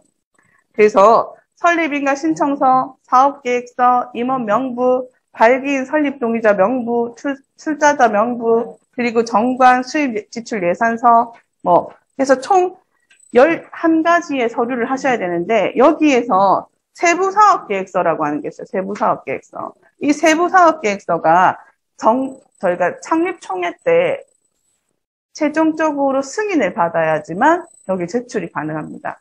이 세부사업계획서가 요거 하나만 해도 기본적으로 몇십 장 될 거예요. 저희가 어떻게 해서 이 사업을 시작하게 됐고 어떤 사업을 할 것이고 각 주요 주 사업과 기타 사업으로 나뉘는데 주 사업에 각각의 세부적으로 어떻게 할 건지 장기적인 계획은 뭔지 단기적인 계획은 뭔지 이거를 계속 진행하게 될 거고요. 너무 힘드시죠? 이게 슬라이드가 왜 이렇게 넘어가는지 모르겠네. 죄송합니다. 네. 이것도 빼먹고 넘어갔네요. 네. 이상하네. 그죠. 앞장에 그냥 넘어갔죠. 네. 자시 사용 수익 허가에 대해서 좀 설명드릴 건데, 아까 거점 시설에 대해서 설명을 드렸었잖아요. 저희가 이 거점 시설을 어떻게 그 부천시하고 협약을 할 거냐인데요. 저희가 지난주에 제가 잠깐 1차 설명회 때도 두 가지 방법이 있다고 말씀드렸어요. 사용 수익 허가라고 하는 게 있고 관리 위탁이라고 하는 게 있는데 이 사용 수익 허가가 저희에 해당이 됩니다. 그래서 원미 공동체 거점인 원미 공동체 플랫폼 원미 문화 아지트 이거는 사용 수익 허가로 결정이 났고요. 그래서 자, 사용수익 허가는 이렇게입니다. 마을 카페, 이거 예를 든 거예요. 이런 사업을 이 공간에서 직접 하셔야 되는 거예요. 이 공간에서 직접 사업을 하시는 거가 사용수익 허가라고 보시면 되겠고요. 자, 관리 위탁이라고 하는 거는 지자체가 마을관리협동조합에다가 이 건물 자체 관리 위탁을 주는 거니까 이 공간 1 전대, 공간 2 전대 이게 가능해요. 그런데 수익 사용 허가는 이거는 제3자에게 전대하는 것이 금지되어 있습니다. 이해되시죠? 그럼 저희는 이렇게. 그래서 이 공간을 뭘 하시든지, 공동체 활동을 하시든지, 뭘 하시든지 간에, 사업을 직접 하셔야 돼요. 그 방식이고요. 관리 위탁은 이런 방식인데, 우리는 해당이 없다. 그래서, 아까 이게 그냥 넘어갔던 것 같네요. 죄송합니다. 얘가 왜 이럴까요? 그래서 사례 한번 볼게요. 갈등이 있었던 협동조합의 사례인데요. 자, 여기 협동조합은 어떻게 하다 보니까 신설조합의 자금 조달 문제 때문에 싸움이 일어나기 시작했는데 어떤 서비스 사업부에서 같이 일하던 사람들끼리 퇴사를 해서 협동조합을 만든 거예요. 그래서 같이 일하던 사람들끼리 협동조합 으쌰으쌰해서 만들었는데 한번 볼게요. 지자체 읍면동 주민센터의 정부와 교육이랑 이런 것들 교육사업 한번 해보자라고 해서 사업을 시작을 했는데 6개월이 되고 나니까 자본이 잠식되기 시작했어요. 왜냐하면 처음부터 오픈하고 나서부터 교육사업 막 일어날 걸 생각했는데 잘 안 된 거예요. 매출이 막 일어나질 않은 거죠. 그럼 처음에 냈던 출자금만 계속 야금야금 까먹고 있었던 거예요. 그러다 보니까 이런 숙박비나 여비나 누가 주는 사람이 없어요. 그래서 이거를 좀 극복해 가야 되겠어서 이사장님이랑 사무국장님이 정말 열심히 일을 했어요. 나머지 조합원분들은 숙박비도 안 주고 여비도 안 주고 하니까 사실은 그냥 사업이 안 되니 그냥 이렇게 있었는데 이사장님이랑 사무국장님이 이걸 좀 살려보겠다 해가지고 막 열심히 했어요. 그런데 갈등이 생긴 거예요. 1년이 딱 지났는데 흑자로 전환이 되기 시작했어요. 근데 이때 참여했던 조합원들끼리 이제 싸움이 나기 시작합니다. 나도 여기 조합원이잖아. 기여했으니 기여에 따라서 나도 거기에 따른 수익을 좀 가져가야겠다. 월급을 주시오. 이런 것들을 요구하기 시작합니다. 근데 이제 사무국장과 이사장님이 어떻게 했어요? 열이 받겠죠. 너네 여태까지 아무것도 안 했잖아. 여비 안 주고 숙박비 안 준다고 안 하셨잖아요. 네, 그럼 당연히 싸움이 나겠죠. 그래서 그거 가지고 내분이 일어나가지고 이제 갈등이 폭발을 하게 됩니다. 폭발을 해서 하지 않아야 될 폭언도 하고 상호 비방도 하고 누구를 까기도 하고 왕따를 시키기도 하고 막 난리가 난 거예요. 자, 이때 이 갈등이 일어난 지점에서 서로 합의하고 이야기하지 않음으로 인해서 발생이 된 게 결국 조직의 조합의 해산이었어요. 이사장님이나 사무국장님은 그랬겠죠. 아니, 너네 아니라도 나 우리 할 수 있어. 여태까지 아무것도 안 해놓고 이래서 이제 조직이 해산이 됐어요. 그런데 그 두 분이 별도로 이제 영리회사, 주식회사를 설립을 했는데 참 불행히도 잘 안 됐어요. 그래서 결국에는 이 주식회사 전환한 이후에도 잘 안 돼서 망했어요. 결국에는. 아마 조금 더 슬기롭게 이걸 헤쳐나갈 수 있는 방법을 좀 찾았다면 좋았겠죠. 그래서 여기서 얻을 수 있는 교훈이 배당에 따른 갈등의 극복을 하지 못했어요. 어떻게 배분할 거냐에 대해서 처음부터 정하지를 않았어요. 누가 더 많이 기여하고 했으면 거기에 따른 급여를 어떻게 가져가자 이런 얘기를 안 했어요. 그리고 적자가 있었을 때 어떻게 하자 얘기를 안 했어요.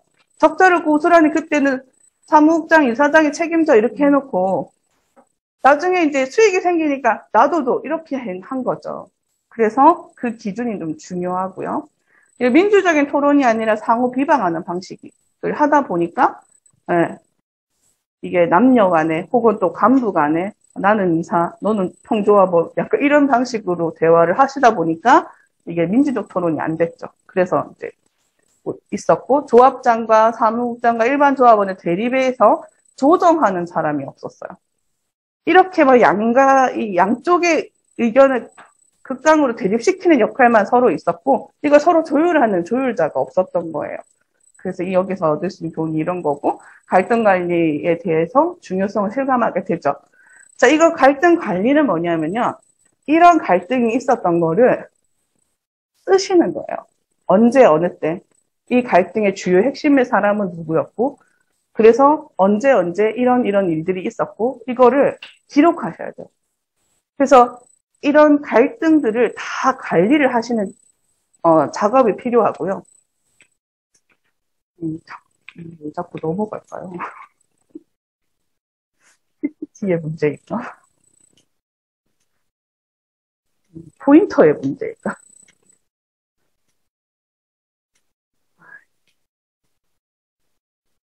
거기 뒤로 좀 넘겨주세요. 네, 다음 장 넘겨주세요. 네, 그래서 아까 이제 이런 원인들이 있었다. 네, 그래서 우리가 이런 충돌들이 일어날 때 갈등을 관리하는 체계들이 필요하고요. 이 슬기롭게 또 극복을 한 사례들이 있어요. 이 극복한 사례들을 가만히 보면 조합원 비전 공유와 이에 대한 교육들을 정기적으로 잘 실행한 사례들이 있고요. 그러니까 모두가 만족하는 의사결정 구도를 위해서 방식을 만들었어요. 그러니까 이게 처음부터 규정을 만들고 협동조합은 거의 규정에서 시작해서 규정에서 끝난다고 보시면 돼요. 그래서 규정을 막 처음부터 이런 갈등이 딱 생겼어요. 우리 왜 생겼을까 이 갈등이 왜 생겼을까 고민하시고 이 갈등이 다음에 생기지 않게끔 어떤 규정을 보완하자 어떻게 하자 이렇게 가셔야지 갈등을 계속 조작해서 누군가가 이겨야 될 끝나는 싸움을 만드시면 안 되는 거예요. 왜 이 갈등이 일어났는지에 대해서 원인부터 규명하시고 이거를 의사결정 구조를 어떻게 그럼 만들어서 다음에는 이런 일이 일어나지 않게 할 건가를 정하셔야 되는 거. 그리고 내부 의사결정권을 가진 중간 대표자의 선임이 필요합니다. 그러니까 이사장님이 모든 결정 권한을 다 가지게 하는 방식보다는 중간에서 그 역할을 중재해 줄 수 있는 사람을 선임하시는 게 또 필요하고요. 그래서 이제 사무국을 구성을 하게 되는 측면도 있습니다.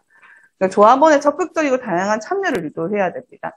임원들만 참여하고 임원들만 하는 그런 협동조합보다는 다양한 사람들, 그리고 이제 여기서 다양하다라고 하는 것은 생산자 조합의 사람의 다양성을 얘기하는 게 아니고요.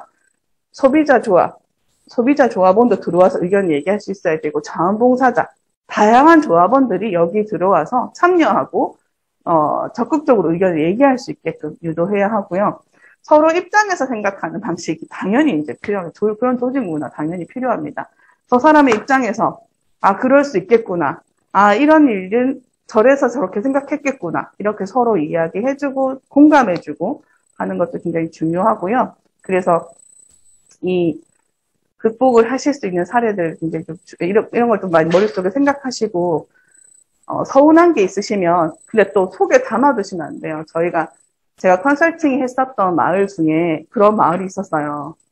조합원 분들이 그래 임원들 고생하니까 내가 지금은 좀 마음이 뭔가 불편하고 마음에 안 들지만 그래도 좀 믿고 가보자.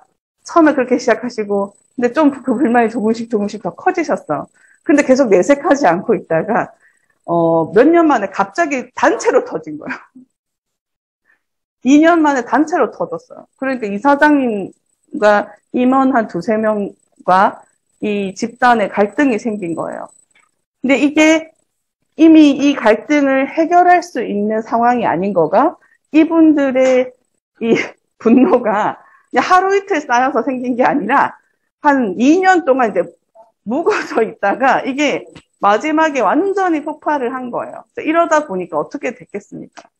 예, 이제 조합이, 막, 어느 정도 수준이었냐면, 이제, 내용 증명 보내고, 고소하고, 이런 상황까지 갔어요. 이게 마을 안에 매일 얼굴 보고, 이사 가지 않는 한 그 마을에서 살아서 계속 봐야 되는 사람들이라, 그렇게까지 가야 하는 상황이 생긴 건, 차라리 안 하는 게 낫죠, 이거. 예. 그래서 서운하신 거가 있거나 뭔가 좀 이거 불편하다 아니면 내가 이해를 못하고 있는 건가? 그러면 이해를 구하고 공감하고 가셔야 돼요. 그걸 자꾸 담아두시면 안 되고 물어보시고 이해될 때까지 물어보시고 그래서 그랬구나를 하고 넘어가셔야 돼요. 안 그러면 계속 갈등이 일어날 수 있습니다. 그래서 이제 이게 마지막 슬라이드인가요? 네. 그래서 저희가 지역의 마을에서 마을관리 협동조합을 한다라고 하는 거가 지금도 아마 비전이 다르실 수 있어요. 이거 생기면 이제 뭐가 좋은가에 대한 부분이 우리 선생님 생각이 다를 수 있고 선생님 생각이 다를 수 있고 우리 선생님 생각이 다를 수 있습니다. 그래서 이걸 맞춰가는 과정이 하루아침에는 안 돼요. 안 되는데 하시면서 맞춰 가셔야 되고 그래도 이거에 대한 이해가 좀 더 있으신 분들이 발기를 좀 들어오셔서 사업계획서 작성도 좀 하시고 저희는 사실 좀 이렇게 워딩도 좀 가능하신 분들도 오시면 좋겠어요. 그래야 조금 빨리 사업계획서 작업들이 이틀 저희가 2번에 오셔보면 세부 사업계획서 완성이 돼야 되기 때문에요.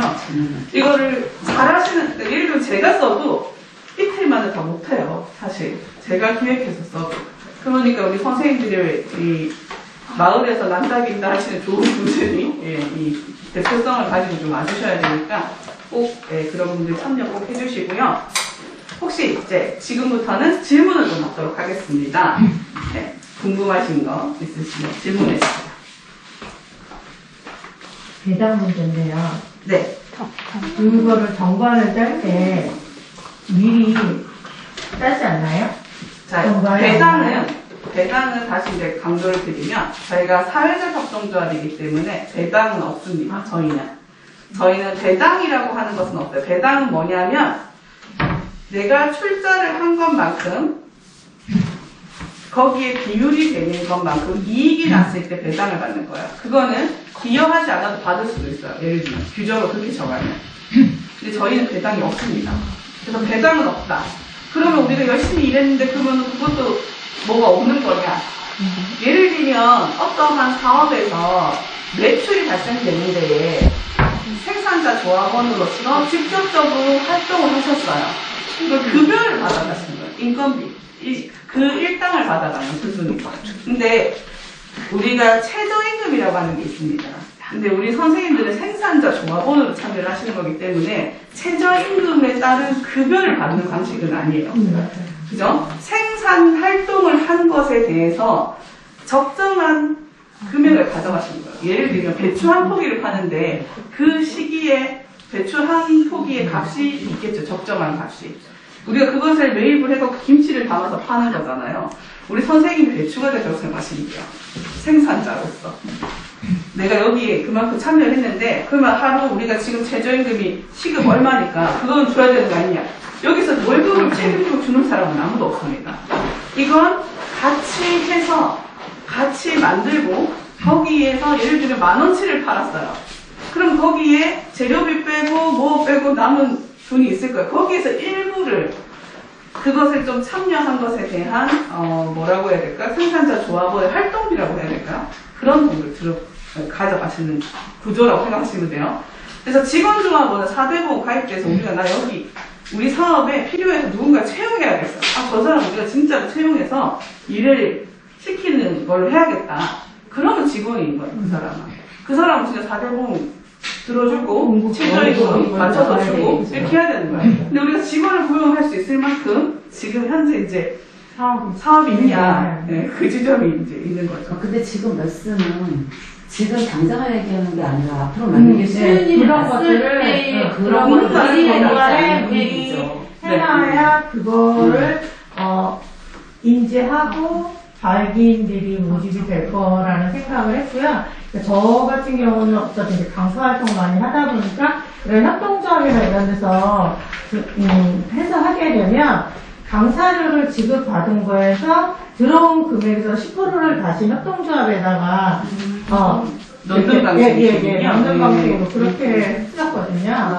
그래서 사회적 협동조합도 그렇게 하는 거지. 만약에 예를 들어서 그런 거죠. 우리가 지금 사업을 진행하고 있는데 우리가 뭐 지원사업이나 이런 거 하면서 사업을 했어. 근데 그거에 협동조합에서 저한테 의뢰를 해서 강의를 했어요. 그러면 강의료는 저는 받잖아요. 네. 근데 그 받는 금액에서 저희 같은 경우는 협동조합에 10%를 왜냐면 여기서 일을 줬으니까 그러니까 그런 식으로 했었는데 사회적 협동조합도 그렇게 하는 건지 네, 그렇게 규정을 정하실 수 있겠죠. 그러니까 그런 것들을 정관에 아예 딱 잡아놓으면 저희가 아까 말씀하신 것처럼 뭐 생산자 조합도 있고 소비자 조합도 있고 뭐 자원봉사 조합도 있잖아요. 그러니까 그런 것들에 따라서 마찬가지로 뭐 자원봉사 조합원일 경우에는 뭐 몇 시간에 뭐 어떻게 하고 그런 것들이 어느 정도 우리가 그 조합원으로서 활동을 했을 때 아까 말씀하신 것처럼 조합원들의 혜택?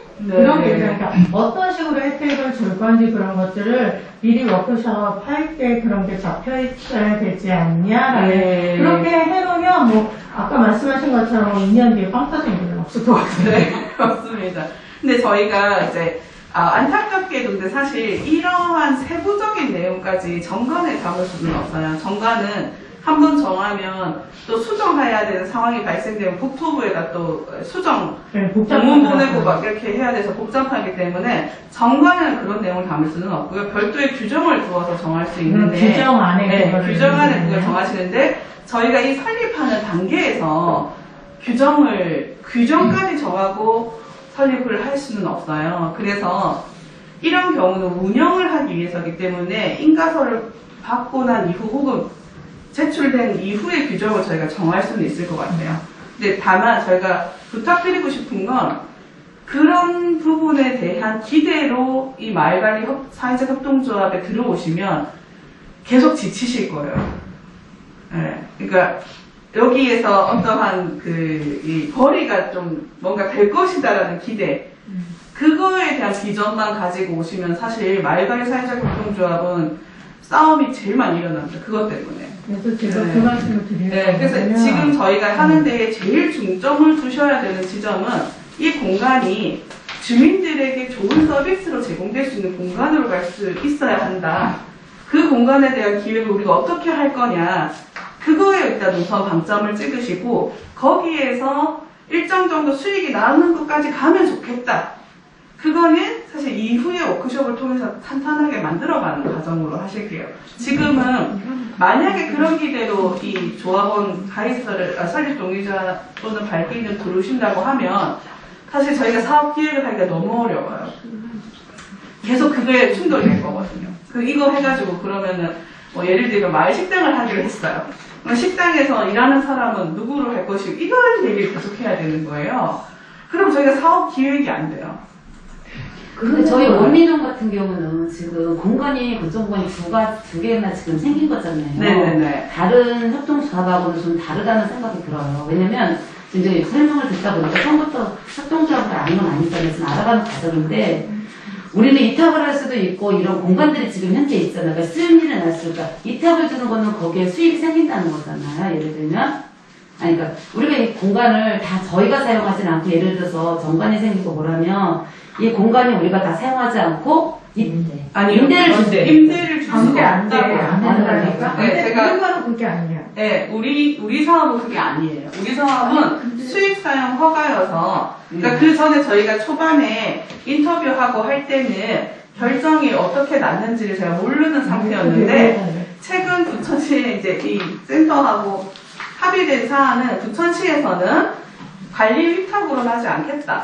네, 사용 수익 허가로 하겠다라고 이제 하신 거예요. 어쨌든 이 건물의 소유는 부천시니까.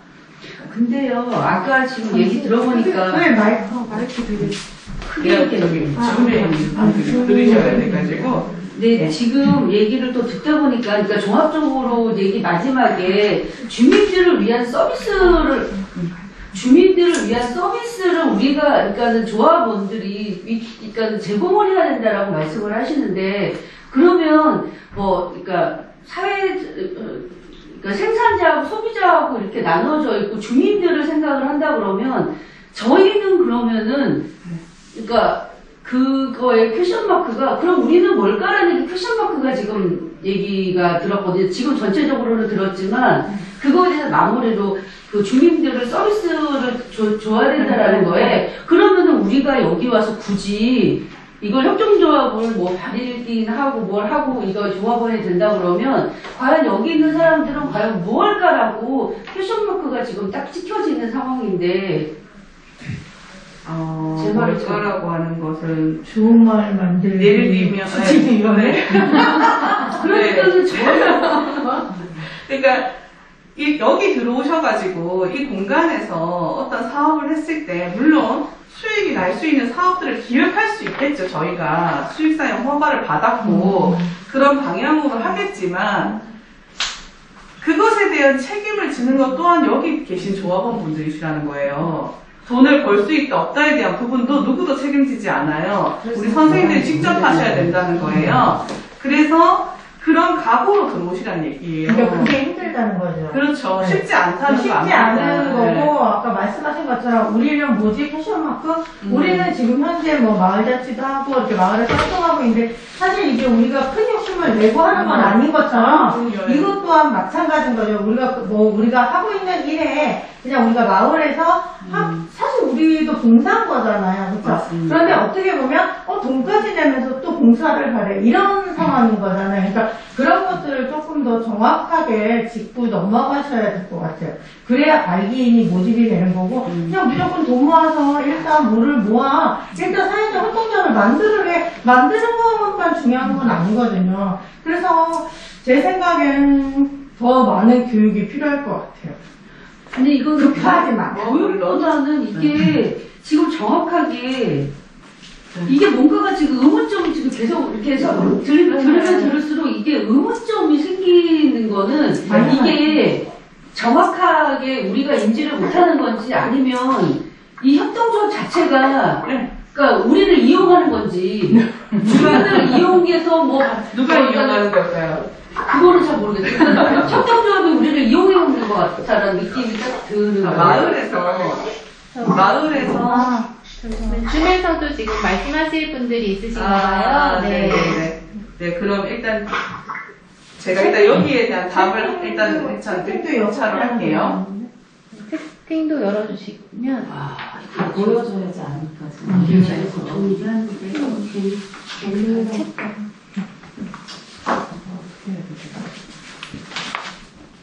이거를 이렇게 되는구나. 채팅 부분을 채팅을 누르면 채팅을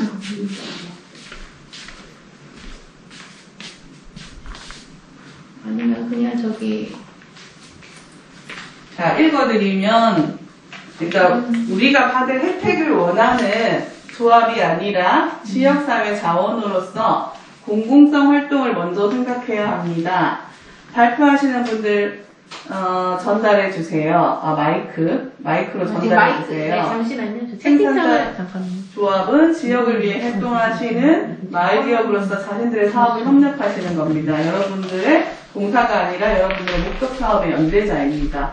이렇게 얘기해 주셨는데 신상현 선생님이 요거 지금 아마 여기 다른 분들도 좀 질문이 있으신 것 같은데 네, 여기서 한번 같이 질의응답 해주시고요. 채팅창 한번 꺼주셔도 될 것 같고 그다음에 저희가 얘기하는 게 지금 줌에서 좀 소리가 안 들리나 봐요. 선생님은 마이크가 연결되어 있는데 선생님들이 지금 하시는 게 울려서 저기 줌에서도 좀 같이 공유 저희 온오프라인 진행이다 보니까 궁금해 하시니까 네, 여기서 이제 줌에서 대화하시고 또 마이크 켜서 얘기해 주시고 또 여기서 모든 질문을 다 해서 뭐 다 해결될 수 있는 질문들이 아닌 경우에는 조금 네, 원활한 진행 좀 부탁드립니다. 네네. 우선은 그럼 이제 제가 일단 온라인에 계신 선생님들 중에 또 의견이 있으시면 좀 받아보도록 하겠습니다. 질문이나 궁금하신 거 있으시면 마이크 해제를 누르시고 음소거 해제를 해 여기 거 해제를 해야 되는 거 아니에요? 아니 해주면 돼요. 네, 안녕하세요. 신상현입니다. 네, 안녕하세요. 들리실까요? 네, 잘 들리고 있습니다. 네, 제가 부득이 지금 같이 오프라인에서 못 만나서 온라인으로 듣고 있었는데요. 저희가 계속 지금까지 진행했던 마을기업의 형태와 또 마을기업에서 준비하셨던 협동조합의 형태와 지금 현재 원미도시재생 사업의 최종 목표인 마을관리 사회협동조합은 취지와 목표가 다르다라는 것을 좀 명확히 설명해 주셔야 우리 같이 함께 하시는 분들이 헷갈리지 않을 것 같아요. 우리가 공공성을 가지고 일을 해야 되는 건 맞지만 각각 생산자 조합들에게 수익을 창출해내는 일은 아니지만 그분들이 지금 일을 하겠다고 만든 마을 기업들이 지역 안에서 활성화시킬 수 있도록 이 마을관리협동조합 발기인의 역할을 맡으신 분들이 여러 가지 정부 사업에 대한 지원에 대한 모색도 하고 또 그 운영을 위한 여러 가지 프로그램을 같이 개발도 하고 이러는 것들이 마을관리협동조합의 역할이라고 저희가 좀 이제 목표를 삼고 있는데요. 지금 그 조합원에 대한 그 부분에 대해서 생산자 조합은 단순히 봉사활동이 아니라 이 마을관리협동조합 안에서 각자가 가지신 그 협동조합의 목표 사업에 부합되는 일을 할 수 있게끔 만들고자 하는 취지예요. 여러분들에게 봉사를 원하는 건 아닙니다. 여러분들께서 협동조합을 만들어 보셔서 아시겠지만 협동조합에 대해서는 어쨌든 각자가 가지는 권한이 있으면 그만큼의 책임을 져야 하고 또 역할이 있으면 또 그걸 성실하게 수행해내야 되는 어려운 과정에 있는 것이 마을관리협동조합이라고 생각을 해요. 그래서 이 지금 한두 시간으로 한두 차시로 이걸 잘 이해하기는 어려우시겠지만 우리가 현명하게 우리 원미동에 필요한 마을관리협동조합을 만들 필요성은 있다고 생각을 합니다.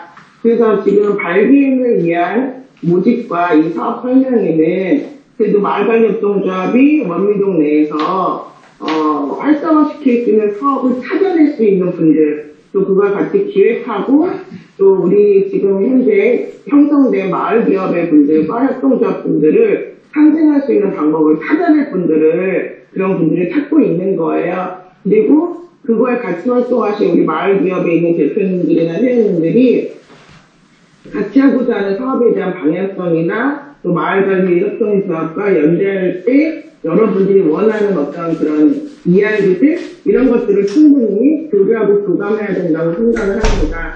이 부분에 있어서 우리 도로시에서 좀 명확하게 헷갈리지 않고 지금 그러시잖아요. 잘못 인식이 되면 우리를 또 이용하지 않느냐, 우리를 봉사자로 생각하지 않느냐, 나도 오해하실 수 있었다라는 건 설명을 조금 더 명확하게 해주시기를 부탁드리겠습니다. 같이 참석해서 토론하지 못해서 죄송하고요. 다음 시간부터는 참석하도록 하겠습니다. 네. 이상입니다. 네, 의견 주셔서 감사하고요. 제가 다시 말씀드리면, 일단 말관리 사회자협동조합은 사회적 협동조합이라고 하는 것은 공공성을 목적으로 하는 협동조합을 사회적 협동조합이라고 합니다. 우리 지역 내에 가깝게는 여기 지역 안에 이제 의료복지 사회적 협동조합이 있잖아요. 의료복지 사회적 협동조합이 거기 계신 분들이 다 봉사만 하진 않잖아요. 예. 거기 계신 분들이 그렇다고 배당을 받아가느냐 그렇지 않거든요. 그러니까 거기에서 활동하시는 분들은 그 공익적 목적에 대한 활동을 하면서 거기서 나는 이익에 일부는 급여로도 받아가시기도 하고 그런 거죠. 이 마을의 공공성 회복을 통해서 창출되는 연계돼서 지금 각각의 협동조합들도 있으시잖아요. 그런 협동조합들도 잘 성장할 수 있게 이 역할도 해야 되고 이 말관리 사회적 협동조합이요. 그래서 공공의 어떤 사업들을 유치를 하거나 이런 거에 마을에 조직체가 생긴다고 생각하시면 될 것 같아요. 예를 들면 제가 지난번에 해외의 사례를 말씀드렸잖아요. 프랑스에서 도시 재개발을 반대했던 주민들이 친해지다 보니까 우리 뭐라도 하나 해서 이 마을에 낙후를 우리 스스로 막아보자 라고 해서 결사체를 만들었고 협동조합을 구성하셨어요. 그분들이 했던 일들은 마을의 공공성이 있는 마을에 필요한 사업들을 했습니다.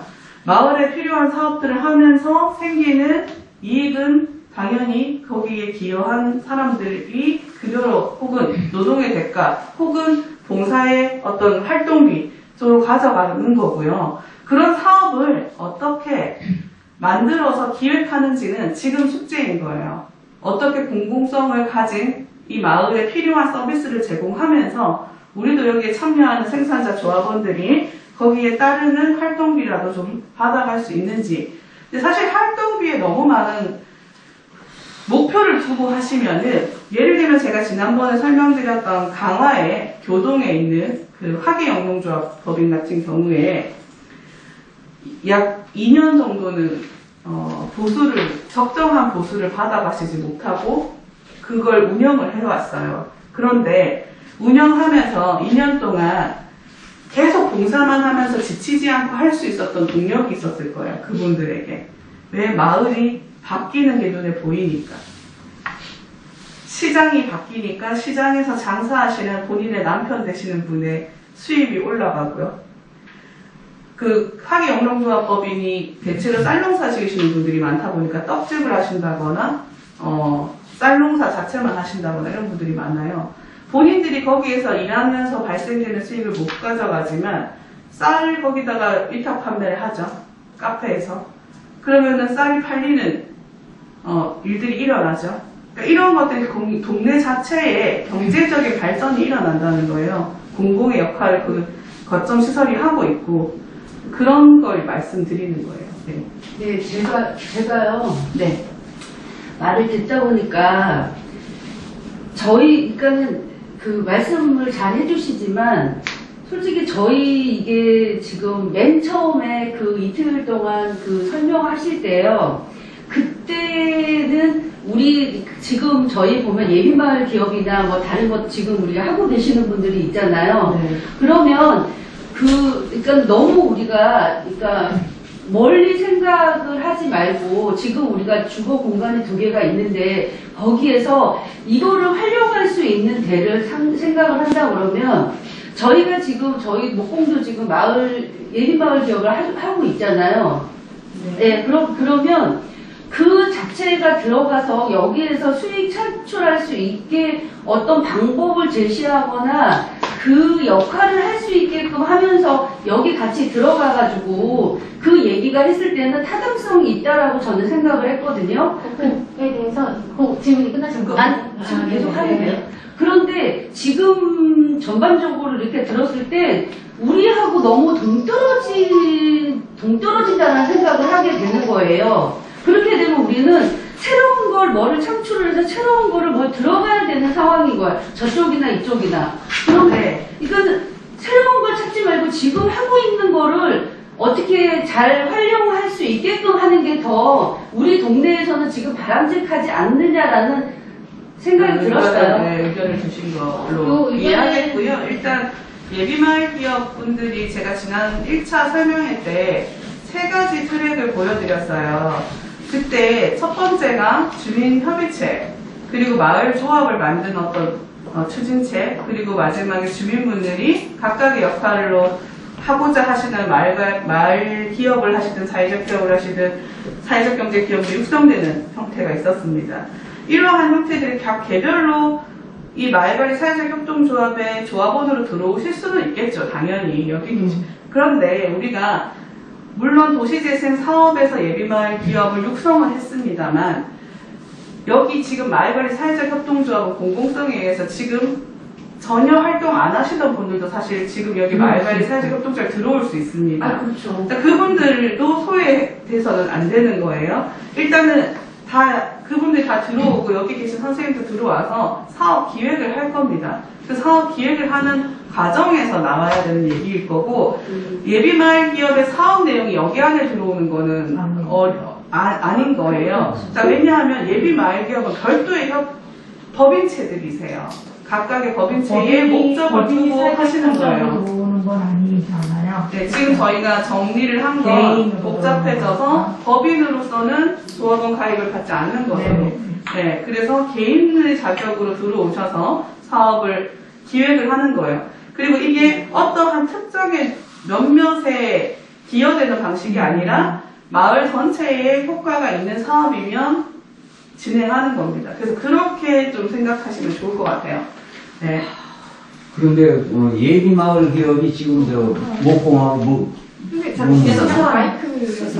마을관리 협동조합 관련 설명하고요. 이렇게 있었는데 네. 마지막 질문 받고 그럼 예비 마을 기업이 따로 있는데 여기 또 별도로 협동조합을 한다. 이거는 사회적 협동조합이라고 네. 이거는 마을 전체의 대표성을 띠는 마을 전체에 별도의 협동조합을 설립하는 겁니다. 사회적 협동조합.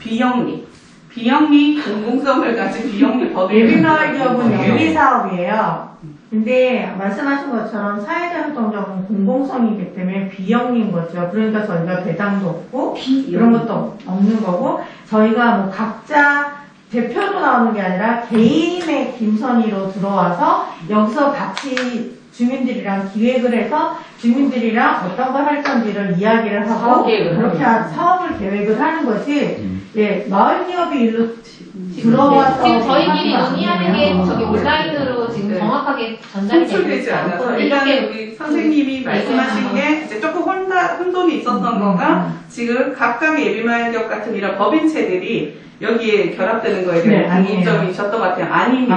아니고 이제 새롭게 마을관리 사회적 협동조합을 꾸리는 거고 이거는 주민 전체의 공공성을 담보로 하는 전체를 대상으로 하는 이 결사체가 하나 생기는 거다. 그러면 예비 마을 기업은 하고는 상관이 없어요. 상관이 없는 장소는 그럼 어디서 하는 거예요? 그는 각각의 계절에 하셔야 될 거예요. 별도로 알아서 하고 그럼 우리 플랫폼하고 좋은 데 거하고 상관이 있는구나 이거요? 네. 그러면 그거는 이제 예비마을 기업 하시는 분들도 좀 오해가 없으시기를 부탁드리고 지금부터는 저희가 다음 주 목요일 지금 날짜도 갑자기 헷갈리네요. 네, 다시 한번 공지 드릴게요. 10월 18일까지 18일까지 발기인 모집을 할 겁니다. 발기인 분들은 적어도 지금 상황에서 나는 완벽하게 이해했다 하시는 분들이 들어오시면 좋겠어요. 근데 궁금하시면 중간에라도 저희한테 전화해서 문의해 주셔도 제가 잘 설명드릴 거니까요. 네, 저희 도로시 컴퍼니를 와주시면 될 것 같아요. 분이 있을까요? 이제 끊어요. 네, 있으시다고 저는 믿고요. 일단 저희가 설명의 시간이 다 됐기 때문에 일단은 저희 전체적인 설명회에 종료를 좀 하도록 하겠습니다. 네, 오늘 너무 수고하셨고요. 네, 감사합니다.